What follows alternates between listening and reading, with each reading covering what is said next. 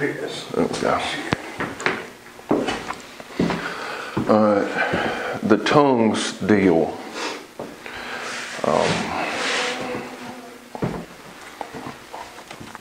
How many of y'all grew up in Pentecostal church? So is the tongues deals new for most of y'all?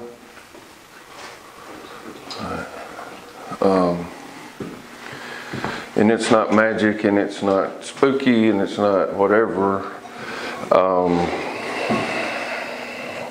It is an avenue to get past all your cognitive crap. Okay.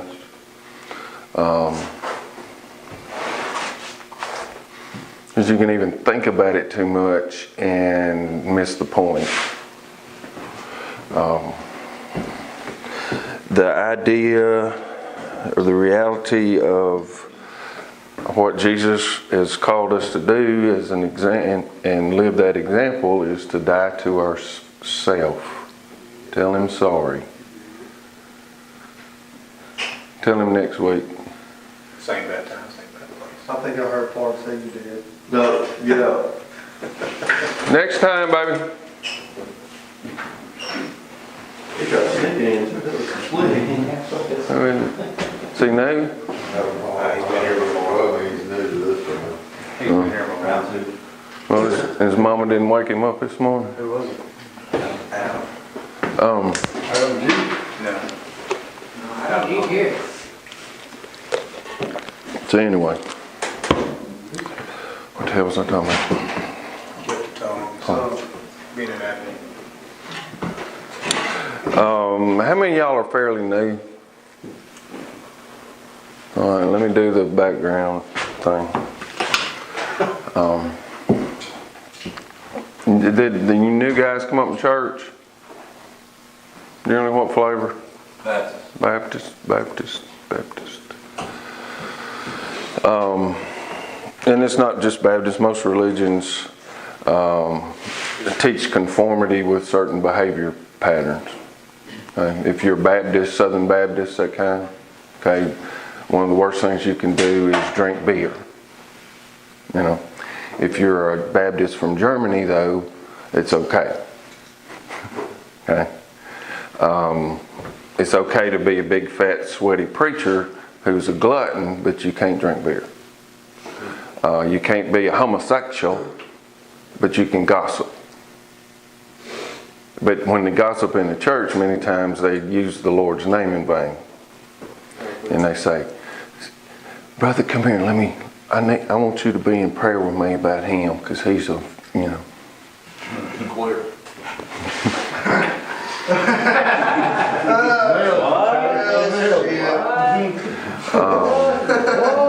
No, quit. What was the point of that? The point is that religion in itself is, it's the Latin basically means mind control. Religare and the other, I forget the other part of it. But it is a belief system. Okay, nothing wrong with belief systems, but the believing is not the point. You understand what I'm saying? Jesus did not say you will believe the truth and the truth will set you free. He said you'll know the truth. Okay? Belief, the law, all that stuff in Romans, Paul talked about that. It's a tutor. It's a teacher. So many times religion just focuses on, do you believe like we believe? Do you say it like we say it? Does that make any sense? All words are symbols. They're constructs. They're not real. Right? In terms of our language or whatever.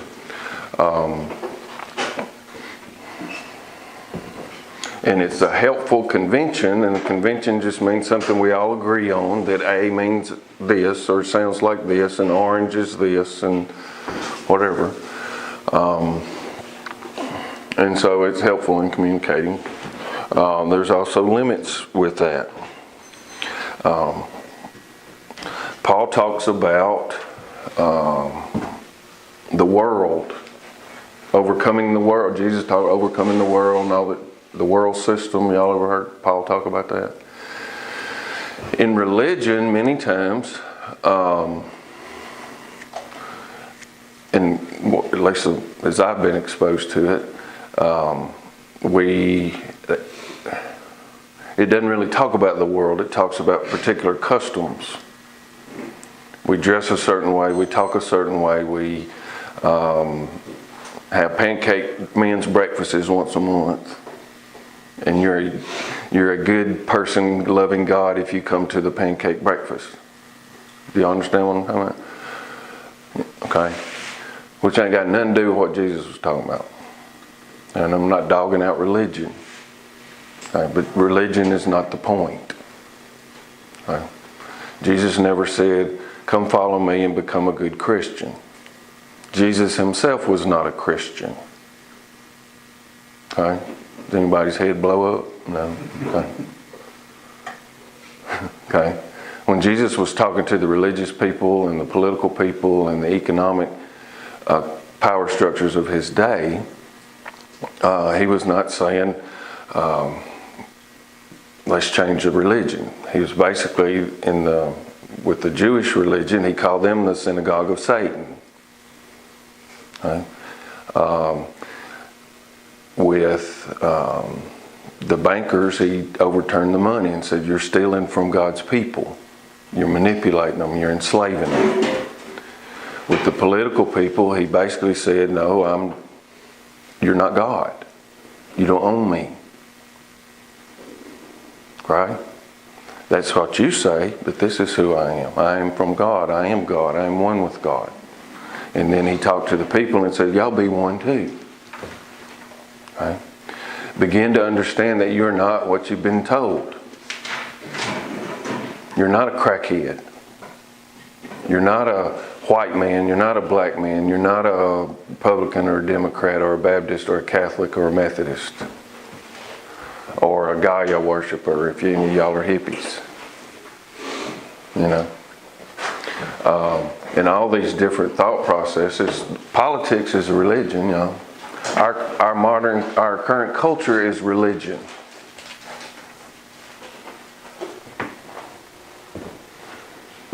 And we've been programmed in America we talk about separation of church and state a lot. Has anybody ever heard that before? That's bullshit. There is no separation of church and state. State is a church. And it claims the position of God. I created you. You are my citizen. You do what I say.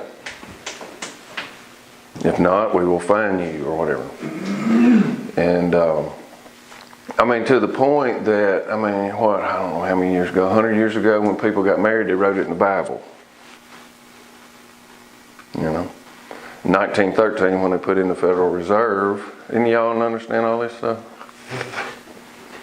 Pretty soon after that, they started Social Security and birth certificates and all that stuff. Which basically, you're giving all your kids to the state. You know, the Social Security card used to have written on them not to be used for identification. Mm-hmm. And that's all they do now. Mm-hmm. That's how they passed it. Mm-hmm. When they want, this isn't your number. It's all bullshit. It's a lie. Huh? That is your number. Jesus ain't Republican. Jesus ain't Democrat. They're the same damn thing. They just wear different colored ties. It's like wrestling. So when you're thinking about religion and God and Jesus and all that stuff, he was talking about real things. Imminent things, things that are in our face. The system that we live in that claims ownership of us. Caesar never had a problem with people being religious. You know?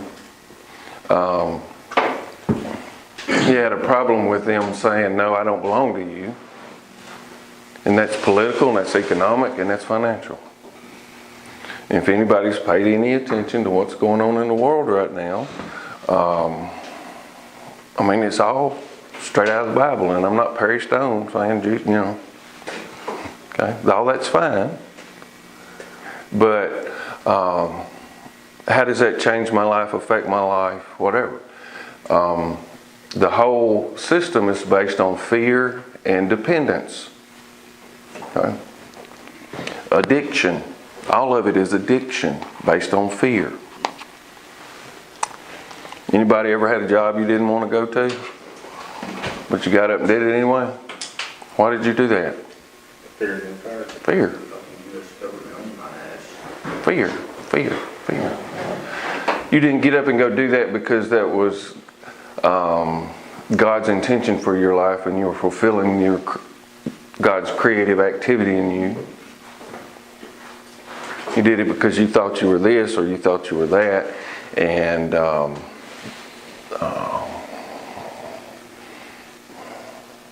you know, Paul talked over and over again. He says, as best you can, get along with everybody. You know, pray for those in authority over you. But guess what eventually happened to Paul? The authorities killed him. And they did not martyr Christians because they sat around in circles singing Kumbaya. Because they were nice people. Governments ain't got time for all that mess. Why do you think they martyred those Christians? How were they a threat to the system? Belief. What belief? They have some belief power greater than that. Like they're Right, what they know, what they're born with. Which was what? not of this world. God's beauty. The government don't own me. The government didn't create me. The government has no natural authority over me. Okay. Go back through the Bible history. I'm not going to redo all of it, but God's intention for us, the Creator's intention for us, was not to have a government in the sense that we have it now. They got themselves in bondage in Egypt, and for 400 years sat around crying about it. Wah, wah, wah. You know? And then Moses comes along and all these pestilences, what are the plagues, got visited on the people. Because when Moses showed up, y'all remember Moses? You know, he was all this stuff, and when he was a young man, he's going to fight the power, and he's going to kill it, and he killed that dude that was beating on the slaves. And I guess he was thinking they're going to revolt or something. He killed a dude, and then people that saw it go, shit. You know. And then Moses was Uncle Rico for the next 40 years, throwing footballs at a VHS video recorder, saying, man, if the coach would have just put me in, I could have been somebody, while he was walking his sheep around and stuff. You know. Because his intention, his motivation, his response to the tyranny was appropriate.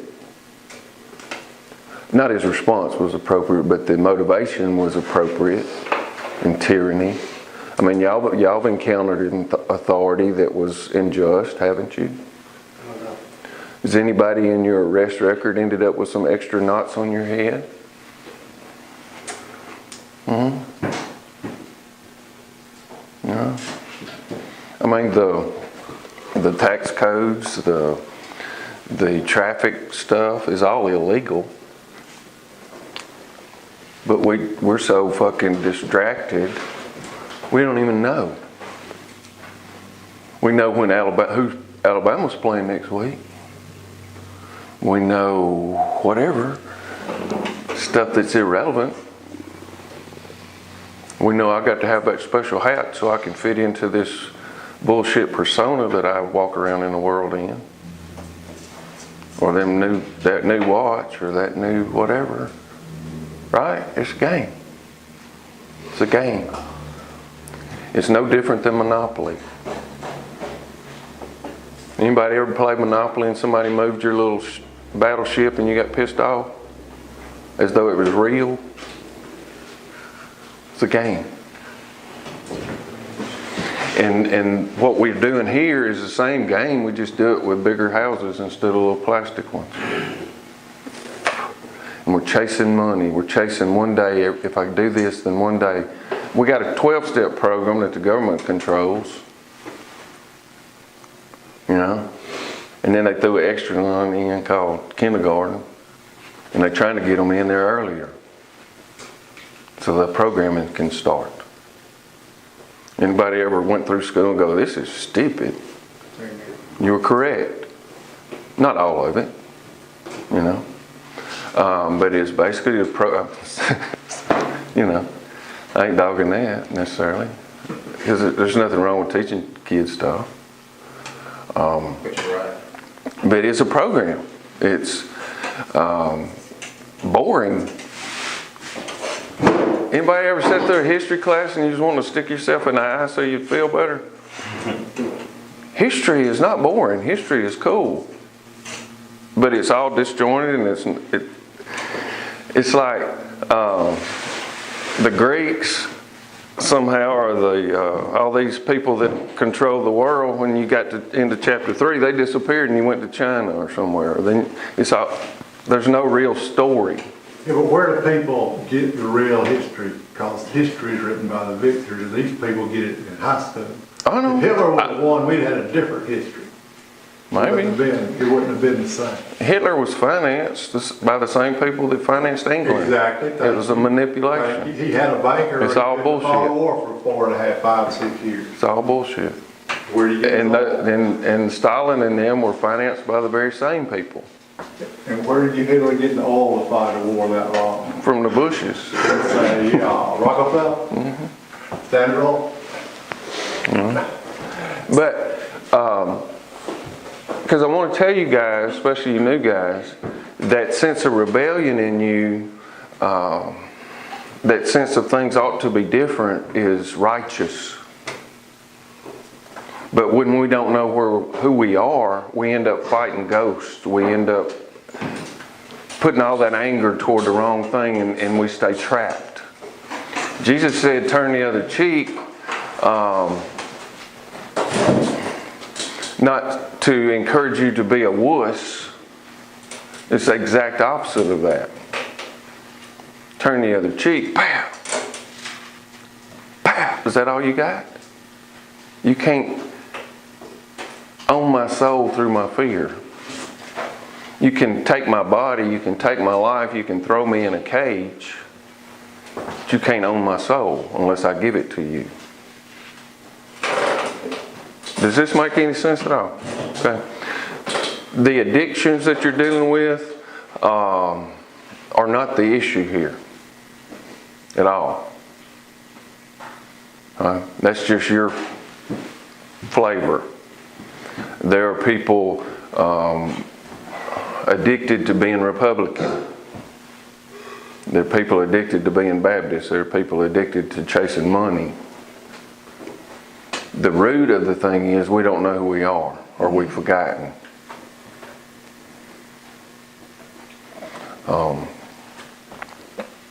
So, I'll just the Greek. Any of y'all remember the Greek dramas from school? Did y'all study them at all?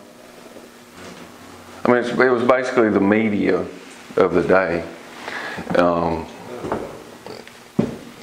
They had a protagonist and an antagonist, and they would create some drama, bring it to a resolution, and then there would be a lesson at the end. Am I a good boy or a bad boy? Which is the basic dualism when you see it in the Garden of Eden. The temptation was, if you eat this fruit, you'll learn good and bad, the difference between good and bad. I'll get into that. Paul talked about later, the things I want to do, I don't do. Things I don't want to do, I end up doing. That war in us. Okay? Who's going to save me from this body of death? But then he transcends that by identifying himself as I am not this. You know, I transcend good and bad, not in some new agey kind of thing.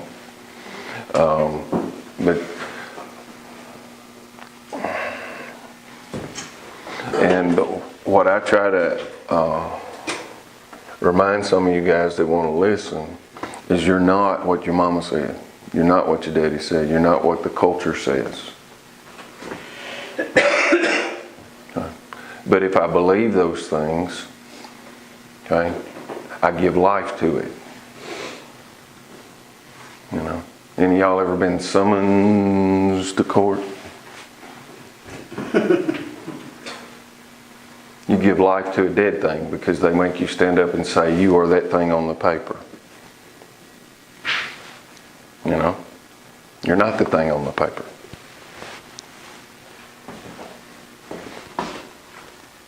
And you can argue that and they can still throw you in jail and put knots on your head, but you're still not the thing on the paper. You know, I mean, it takes an army to enforce a government. You know, it's the same shit that's been played over and over and over and over and over and over and over and over. Now we just got Facebook and Twitter and HARP and all that stuff. You know, God gave us, the economy of God is seed and abundance. You don't work if you don't eat. That's true. But when I dig a hole and plant a seed, I've done my work. I'm not in debt. And that one seed turns into 10,000. I cut a tomato open. It was an heirloom tomato that somebody gave me year before last that I had in this pot at my house. And I walked out this spring and guess what was coming up out of there? Miter plants. And I didn't even do nothing. You know? And so this week I got my last tomatoes, got the best ones, and cut open that tomato that I didn't do anything for, and got about 100 seeds out of it. And that one seed is 100, and that's just out of one tomato. That's God's intention for us. The economy we live in right now is all based on debt. When you read the Bible, can you remember references to debt and slavery?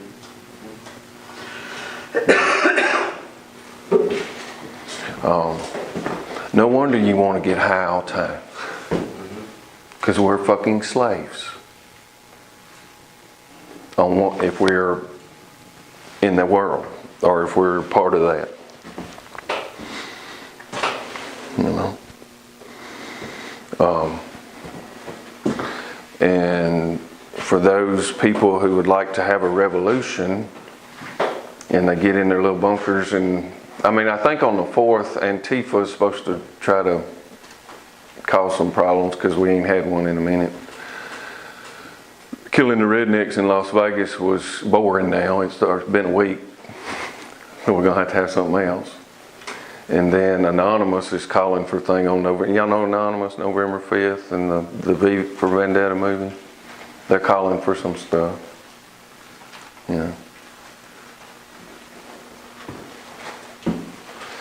The media is just another program. You know? And the way it works is they want to keep you divided. They want you to believe that you are a label, a demographic. And my demographic don't like that demographic. Right? There's no such thing. I do not respect women. You know why? Because there is not such a thing as women that exists. That is a construct.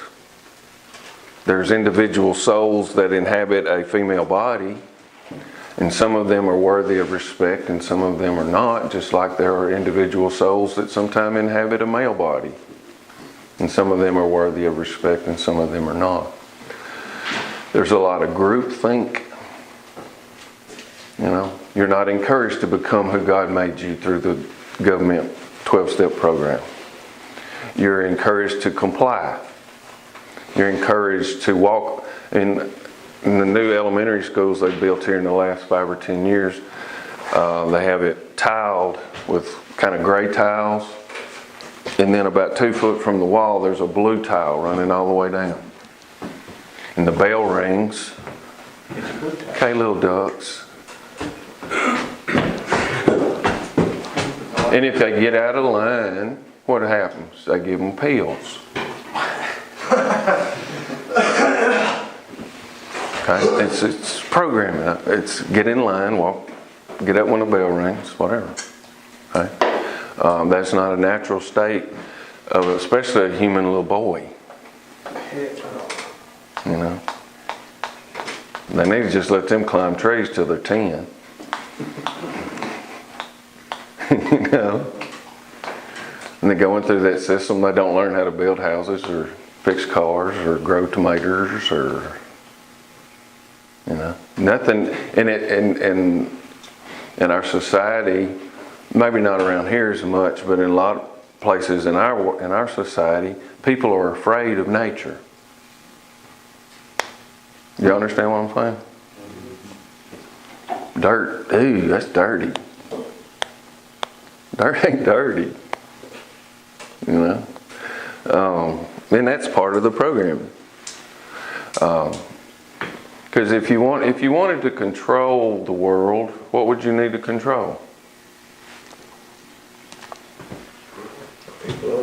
Yes. You need to control food, and the energy, travel,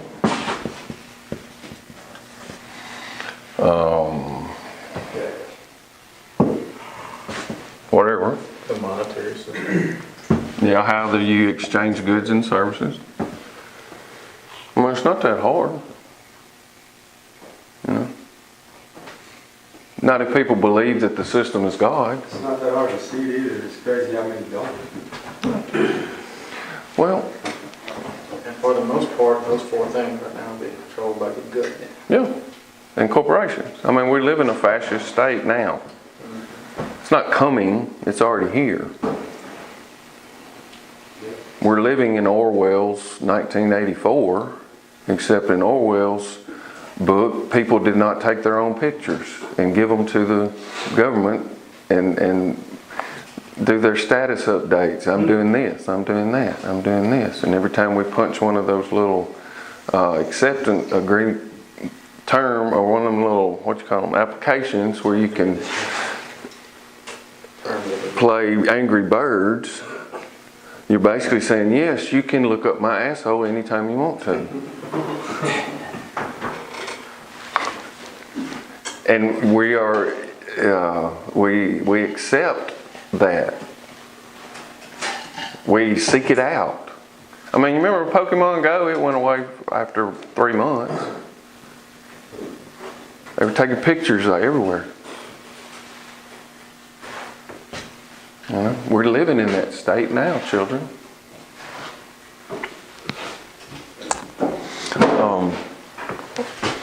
I mean, this is crazy.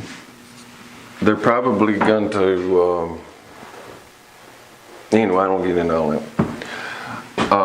Monsanto, any of y'all potheads? Anybody?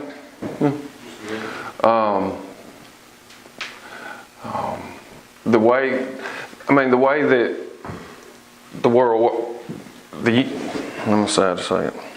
If you create it, you own it, right? I mean, that's trademark, whatever.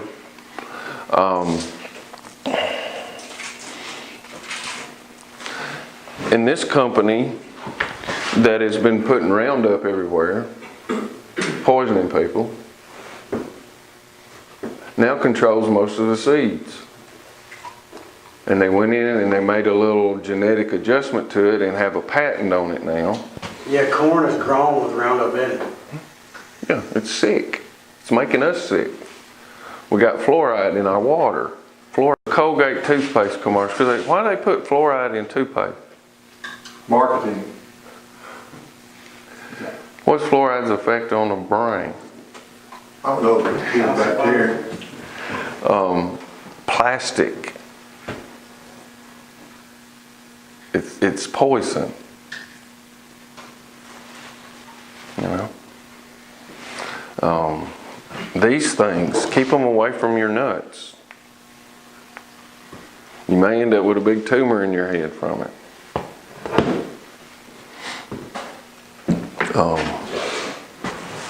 That's the world system. It's about debt. It's about slavery. It's about... They're actually adding fluoride to the water, aren't they? Well, yeah, I've been doing it since I was a kid or before. It ain't in the river. Chlorine too. But we accept it. Because we're fighting about the black folks or the white folks or the gay folks or the this folk or that folks, or if the church people are fighting, the Baptists don't like the Methodists, don't like the Catholics, don't like the thing. The Republicans don't like the Democrats, and we stay distracted just like we do inside. Am I a good boy or a bad boy? And everything's about getting a piece of paper. Oh yeah, paper. You know, my daughter was identified with dyslexia several years ago. Y'all know dyslexia? Anybody? No. I mean, the stereotype is the words are all backwards or whatever, but it's a little more than that. As though it's some kind of disorder, or it's something she's broke somehow. When in fact, dyslexia would not exist without written language. Yeah. Let's just say you didn't bless it. Oh, it is, because she's... Okay, that's what I'm saying. It is. She didn't know that for a long time. But the paper world that your summonses are written on and the government's written on, that's how it's all manipulated, because we believe we're that thing.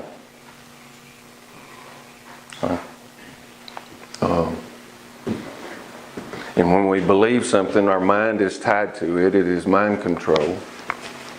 And we act it out.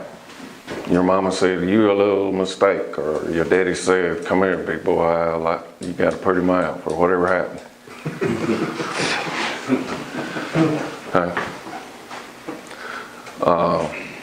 Or whatever it was. Those things get programmed in our head. You know, we believe those. They are, we're put in all kind of double binds. You better love me. You must love me. How do you must love somebody? You know?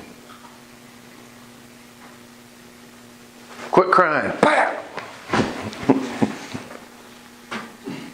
You know? And as these little souls that we're looking at all this stuff trying to make sense of it. Right? And because we're in a dependent position, we make sense of it by saying something must be wrong with me. You understand what I'm saying? These are my gods, basically. These are my authorities. These are my parents. You know? Why does Mama leave me alone so much? And why are all these strange people coming in the house? Or why does Daddy, whatever? Something must be wrong with me. I'm not worth their time. I'm not worth... Or you may have had an opposite thing. Mother may have never pulled her titty out of your mouth because she needed you to be dependent on her. So there's about 4 or 5 boring scenarios that work their way out. You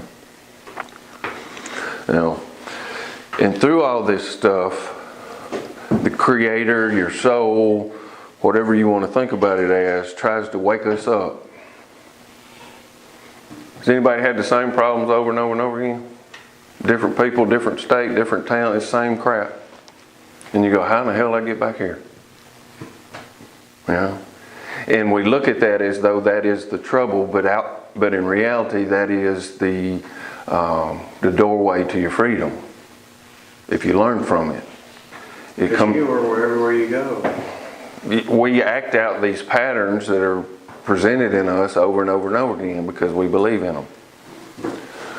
All women ain't the same. All men ain't the same. You just like the certain kinds.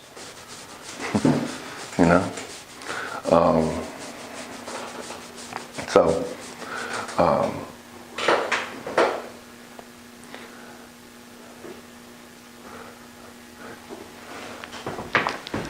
We have 5 senses, and those are our data input. See, touch, taste, smell, hear, feel, whatever. They're connected to our brain. And our cognitive processes are based on them. Any of y'all play Call of Duty or whatever? Okay. You have this exact same biological responses watching these dots on the TV that form images as you do if you were really doing it. Do you understand what I'm saying? That's not real, but you're having real biological responses to it as though it was real. Anybody ever cussed out an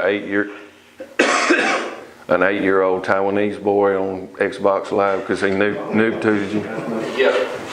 Hey, that ain't real. But you threw shit, you cussed, It's not real, it's an illusion. It's all happening in here. In fact, everything we see is happening in here. If you had eyes like a fly, it would look very different. It's based on our 5 senses, and in those senses, there's a huge continuum that we don't even know about, where it stops and where it starts. But in in the continuum of light, we can only see about this much of it. And we call what we see reality, and it ain't. Unless you can see x-rays and shit. You know? What you hear, there's only a certain frequency of vibration that your ear registers. There's all kind of vibrations going on around us now. What you taste, I mean, I don't know how many is bitter and sweet and salt and mixtures of that. You know what I'm saying? It's very limited. I mean, it's fairly easy to manipulate. I mean, it's just fun to me. Sometimes I'll say somebody's a bitch, and somebody jump up, I ain't a bitch, which means he believes he's a bitch, or he wouldn't have jumped up. You know, because if I can say something and get in your head and you jump up and down, I own you. Right? And the only reason you jump up and down is because somewhere you might believe that might be so. It ain't so. You new guys, if I pick at you, I'm not going to even fuck with you unless you kind of interact, because I ain't got a need to save you. I mean, we need crackheads and shit to pay for this. So, you know. Because what I know is you're going to do what you want to do. Me doing this ain't going to make you do that. Unless you're trying to think I'll give you a cigarette or something, you'll come up and be nice. You know, manipulative bastards. But I ain't your mama. That's how you did your mama. I ain't your mama. I don't care if you don't have a cigarette. If you're a grown-ass man without a cigarette, you probably don't need to smoke. You know? And I'm not saying all this shit to be ugly. I'm trying to tell you the truth. If you run around here talking about Jesus and shit and you leave your piss on the floor, I mean, go jack off. It'll be more productive. Unless you get a tingle or something. But you're going to do, when you leave here, exactly what you do while you're here. That's why I was on you. Boy. Yeah. Okay? It wasn't butt hurt. Because that, in my estimation, and I've been wrong a lot, that is a very deep pattern that you might want to engage before you get out of here. You know? Because if you don't, you're probably going to run off with that girl in the class.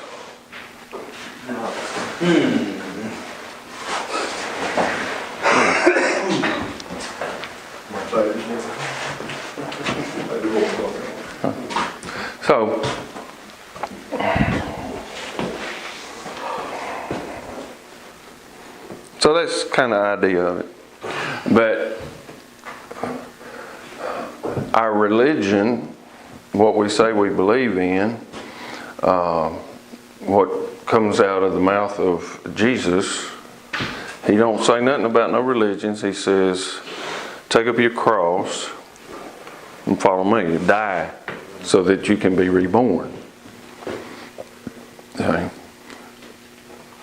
Do y'all think that's an important concept? Okay. Then maybe we ought to understand what dying means and what that's about. Okay. Because you're not going to stay clean because you're trying to be a good boy. It ain't going to work. Because even if you quit shooting heroin or running barbed wire up your ass or whatever you do, it'll just switch to something else. It don't even have to be a drug. I know people that used to be drug addicts and now they're pastors and they're sorry sons of bitches. Control freaks. Egomaniacs. They got just a new drug. You know? Because if you want to be clean, whatever that shit means, which is an illusion too, it ain't even about that. It's about who are you. You know? Because if you begin to understand who you really are, you'll love yourself. You'll respect yourself. Well, Jesus said, love your neighbor as yourself. We do love our neighbor as ourselves. And if we don't love ourselves, we don't love nobody. You know, and I pick at y'all about, I love you, brother, shit, you know. That's a wonderful sentiment, but if you don't love yourself, you don't know how to love anybody else.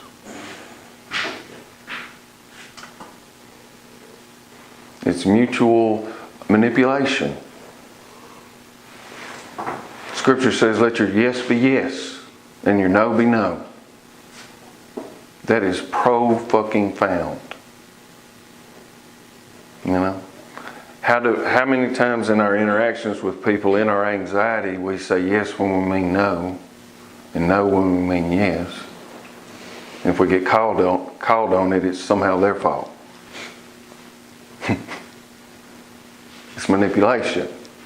It's video games.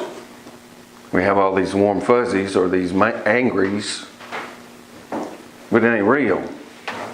You know. I doubt anybody here does this now, but sometimes in a group like this, people don't like each other. Somebody gets on your nerves. What do you care what a crackhead says? What do you care what I say? I ain't nobody. Those things that hook you, that make you jump, that's typically we try to get away from those things. We try to avoid them. I'm feeling sad. I'm feeling angry. And we don't explore that. We don't understand that. We don't own that. Usually if there's somebody around here getting on your nerves, there's some part of you that you ain't looked at. You know? I mean, unless somebody you sleep and they shitting in your mouth. That's, you know, you clear the temple out then. But other than that, who cares what somebody's hat looks like, or if they're this or they're that? They're acting out their persona. The mask.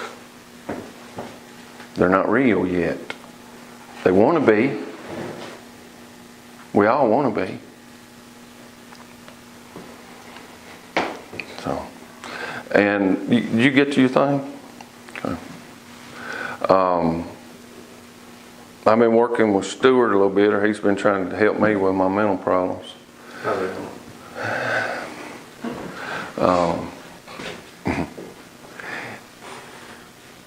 And I don't have time to go through the whole thing, but in your dreams, hopefully we'll get to your dream in a minute, there are ways of knowing that are beyond the senses. The Bible talks about a peace that passes understanding. Y'all ever heard that verse before? Okay. I mean, just break down the word understanding.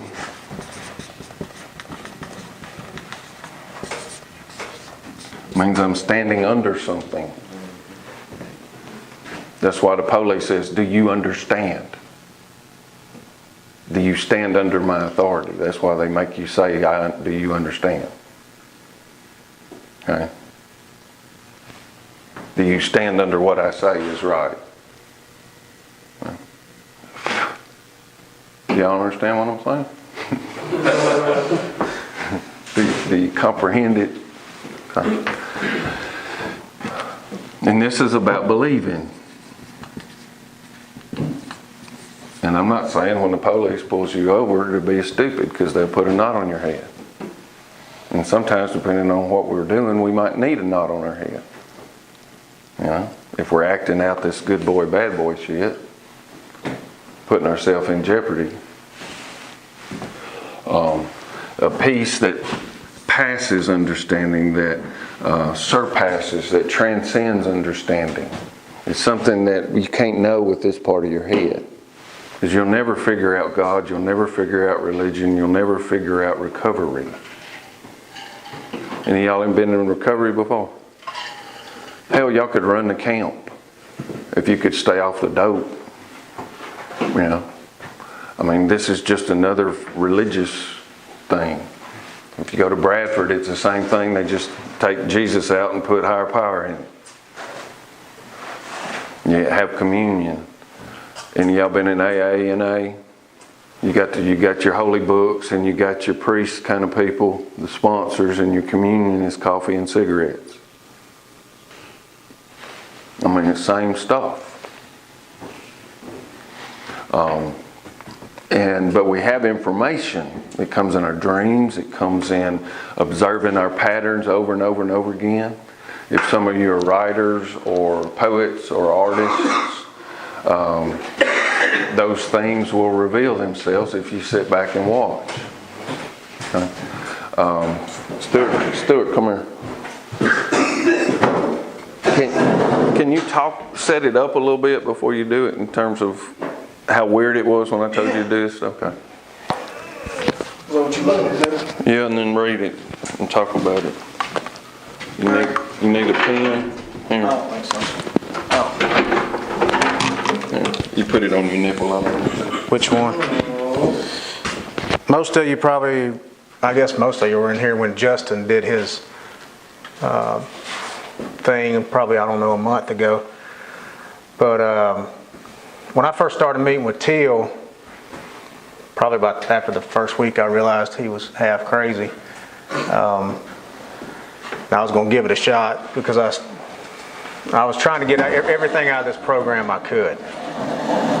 And one day, the first time I met with him, and since December I've met with literally dozens of counselors and hundreds of hours of therapy. I mean, hundreds of hours of therapy and counseling. And it's my belief that in about the first 45 minutes,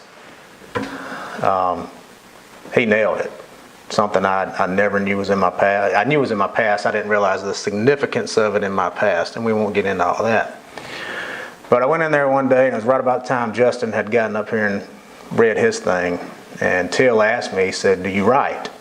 And I do write. I like writing poetry. I like writing songs. I like writing, just about anything. I try to write my wife or my son. I just enjoy writing. And he asked me, "Do you write?" I said, "Yeah." And he said, "When was the last time you wrote?" And as a matter of fact, I'd written it the day before or 2 days before. But when I came in here, I came in divorced, Actually, I got my divorce papers two days after I got here on August 29th. In September of 11, I married my best friend. I really did. Well, I'd been with her now for 12 years, and she is my best friend. And my best friend divorced me. And I think more so than the pain of losing my wife, I did lose my best friend.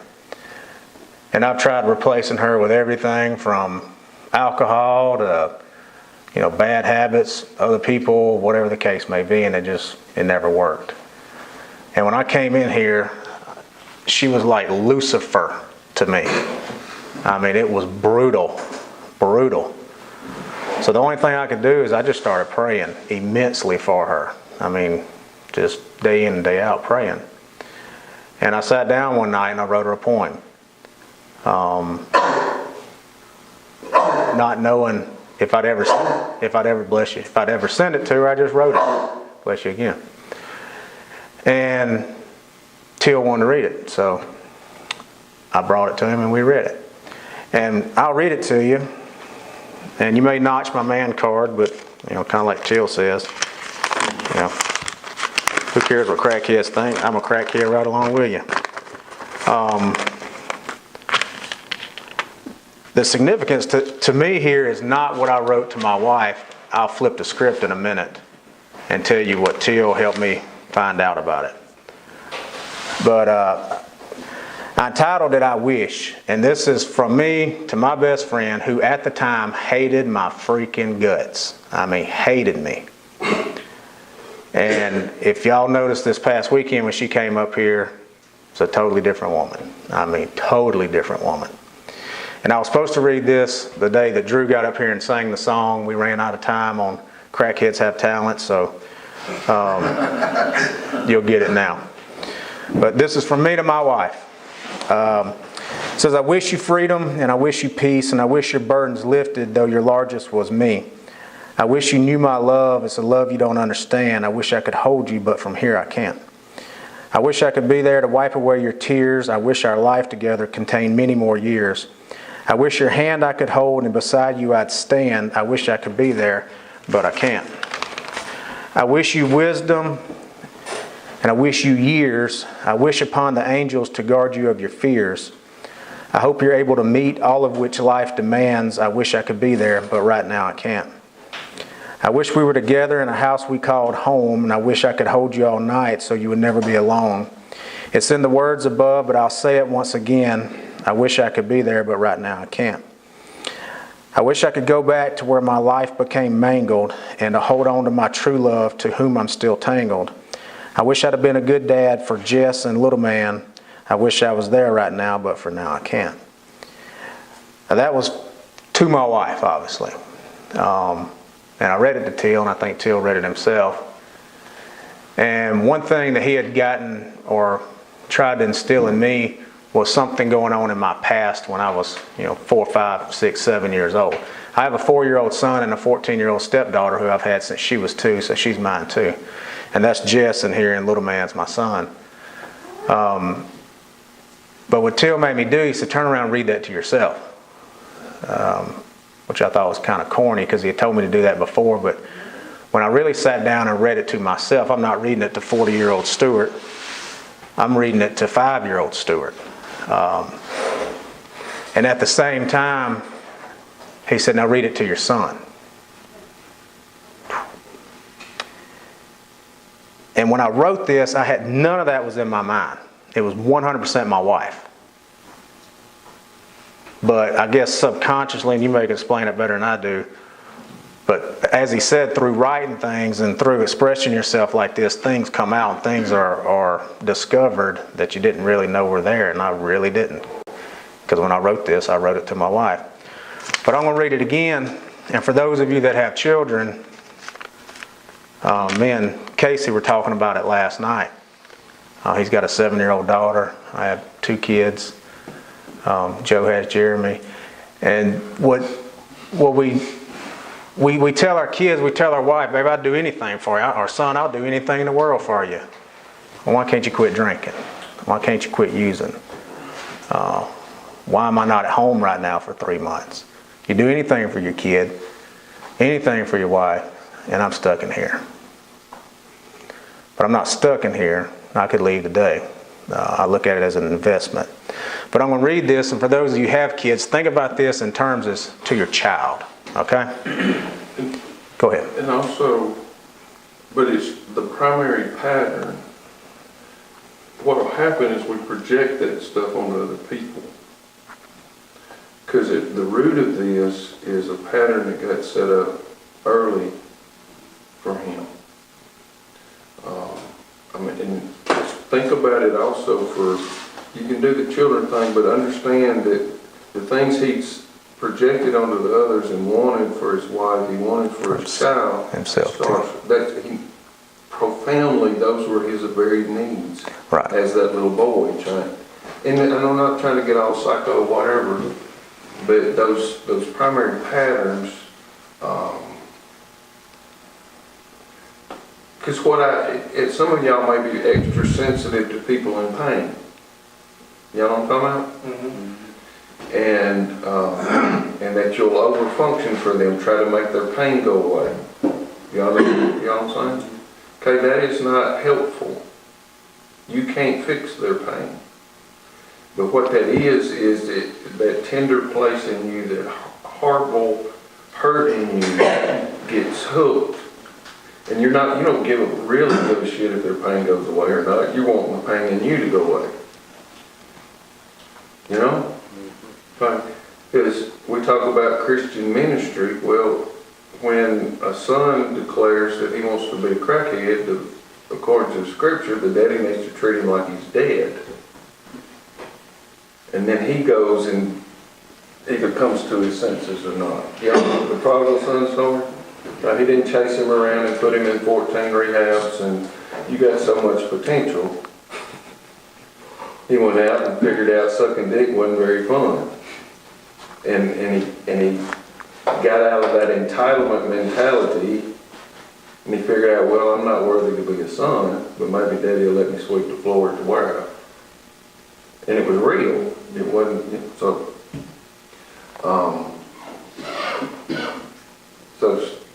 Stuart, read that to you. Right. Okay. And as I said, this is to the 5-year-old little Stuart from, I guess, 40-year-old Stuart. And at the same time, I guess my son. Sure. I wish you freedom and I wish you peace. And I wish your burdens lifted, though your largest was me.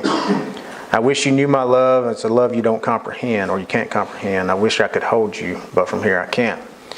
I wish I could be there to wipe away your tears. I wish our life together contained many more years. I wish your hand I could hold and beside you I'd stand. I wish I could be there, but I can't.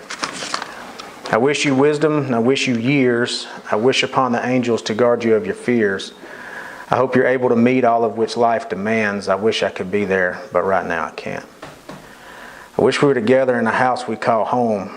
I wish I could hold you at night so you'd never be alone. It's in the words above, but I'll say it once again. I wish I could be there, but right now I can't.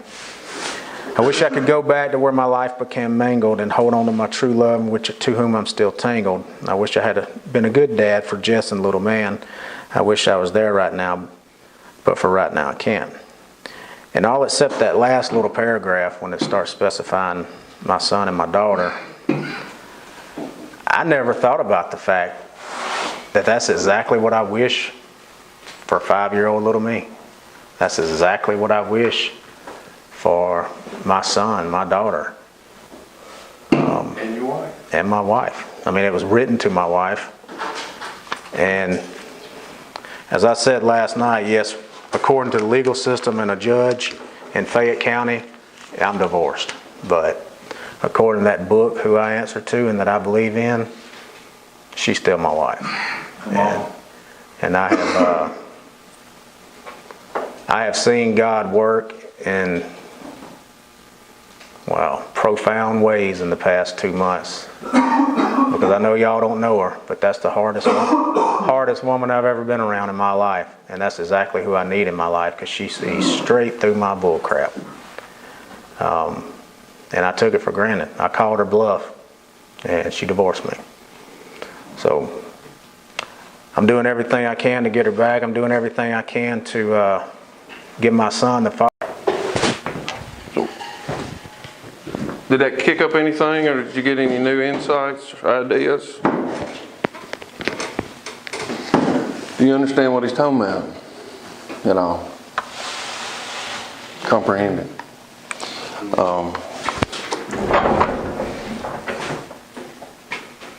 The issue is you're not going to find any solution to your problem outside of you. The problem's in here. And the problem that is in here is our belief that we are what the world tells us. Our Creator says that we're fearfully and wonderfully made. That we can do all things through Christ who strengthens us. I do not have a spirit of fear, but power and love and a sound mind. Jesus said, don't be anxious for anything. Part of the reason he said that is because when we're anxious, we're apt to jump into that false world system and those beliefs that are not so. And when I believe that I'm a good or a bad thing, I'm easily manipulated. Philip has had Stuart has had some new insight into stuff he already knew. I didn't teach him anything, did I?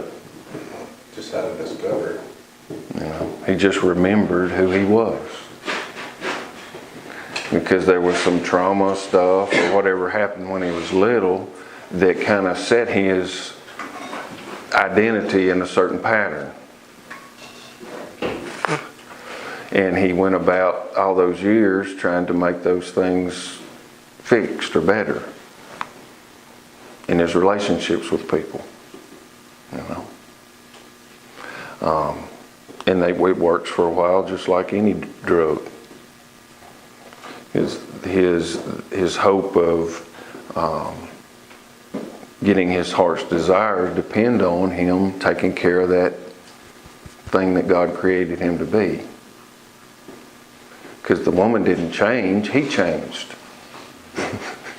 He didn't praise well enough and elegant enough to make God manipulate that woman and change her. When he changed, the dance automatically changes.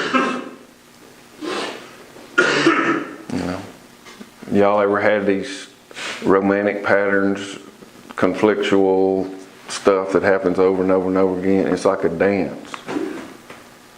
You ever went home one night and so I know something's wrong, I don't know what it is, but if you just keep your mouth shut, it'll blow over, but you can't.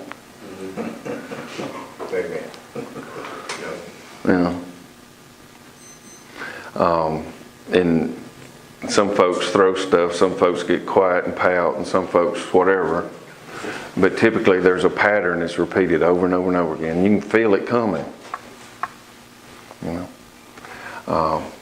And that's part of the false stuff. It's anxiety based. Because you forget who you are. And if you step out of that, automatically the pattern changes.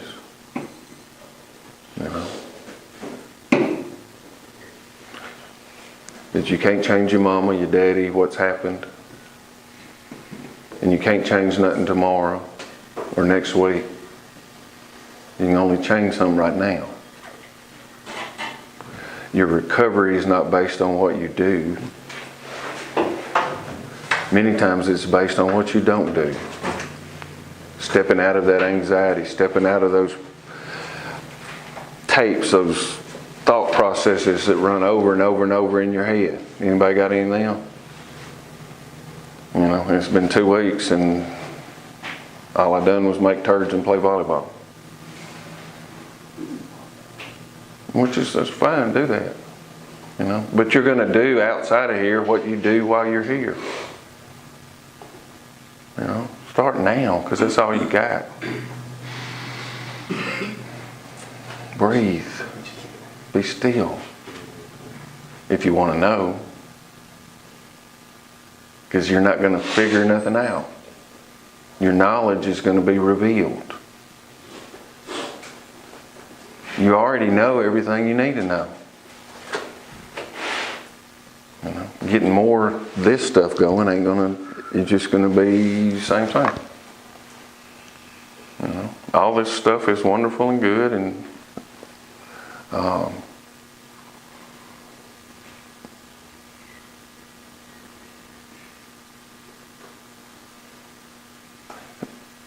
trusting in the Creator.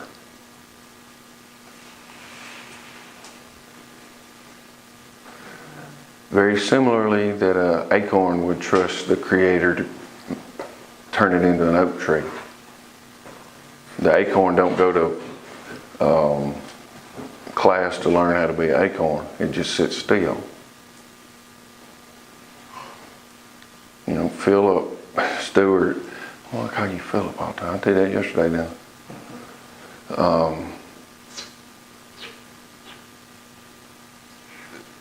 I don't know, he may or may not agree with me, but I'm guessing that the changes have come when he quit trying to manipulate stuff.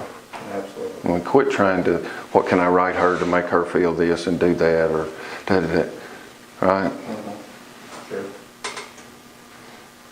And all that energy that gets wasted in us trying to manipulate other people, if we sit still, it'll transform us. Feel the fear you have and sit still. It'll blow over. Feel the sadness. Weep the tears. You're not 4 anymore. You're not 10 anymore. Can I add to it? Yeah. To me, the biggest change that's happened in me was when I first got here, my anxiety and worry was through the freaking roof. And you and I doing breathing exercises, which I've done before, and just thinking about the concept of truly being still. And all of that worry and all that anxiety, there's absolutely nothing I can do about tomorrow and do about her at home and do about, I mean, she turned me into the police. There's nothing I can do about that. The only thing I can do is handle Stuart right now and realize that all I have to do is do the next right thing and just be who I am and not get caught up in the world of bullcrap. Just being still and listening and starting to realize, and this is Tillism 101, walk across the ground and hear the leaves crunch under my feet and hear the birds chirping and realize what's going on around me right at that instant. That's been monumental to me, because I'm a busybody. I've always been in control. I've always been an arrogant jackass. I still am to some aspect, but The spiritual gift. thank you. And number 9, I got it. Be blessed, all right.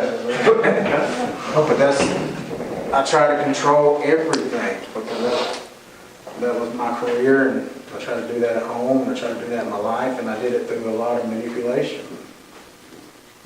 And just stopping all that bull crap and just let it be. And 99% of the time when I worry, it never comes into fruition. Because we always project worse than it actually is.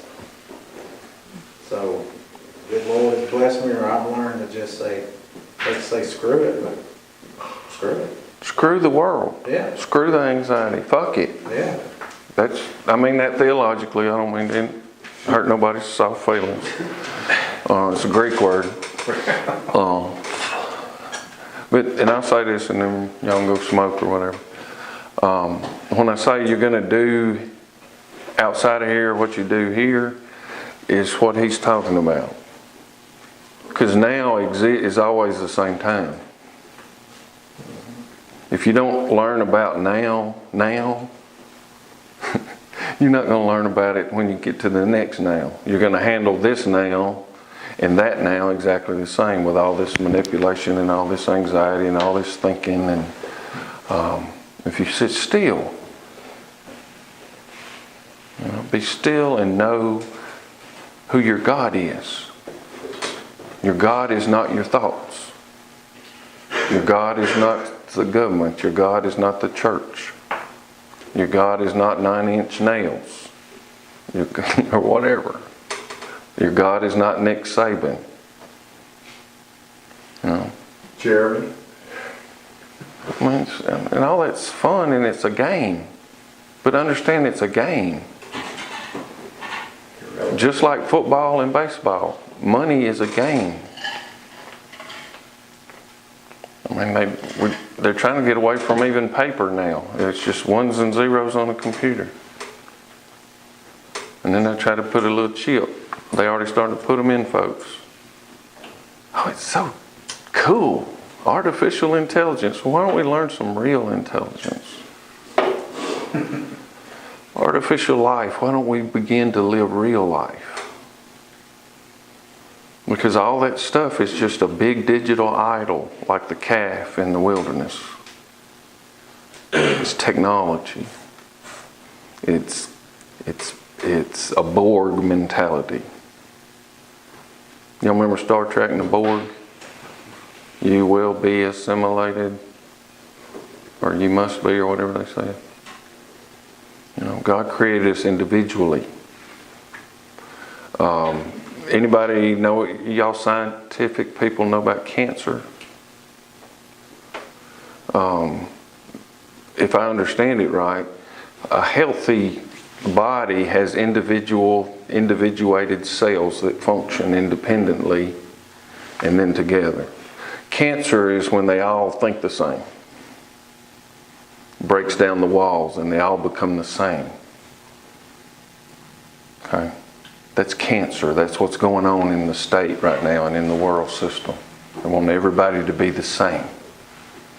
You can be different, but the same.